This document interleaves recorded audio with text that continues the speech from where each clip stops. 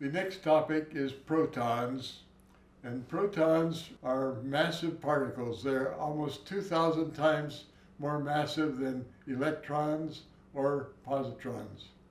But protons are charge-wise the equivalent to electrons, even though they're very, very massive. But at the same time, protons are much smaller than electrons because they are formed by a process that requires a constant angular momentum. And an angular momentum is defined as a radius times mass. So as the mass of a particle in physics gets larger, its size gets smaller, which seems contrary to intuition, but that's the way the laws of physics work. So let's get started then with a proton. Two electron rings were attracted to the positron ring, but on opposite sides. Now you'll notice that the electron rings, when they approach the positron ring, they repel each other.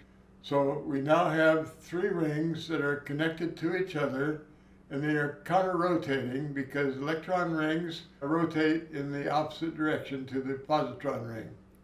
And as a result of this, and since this is based on fluid dynamics, all of the fluid now drains from the outside electron rings into the center positron ring.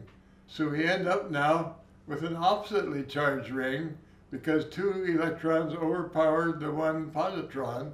And we now have what I call an E3 ring, which is smaller than any of the electron or positron rings, but 3 times more massive.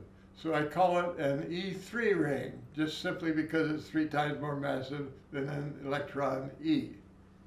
And then the resulting ring changes charge, so it attracts a lot of positron rings.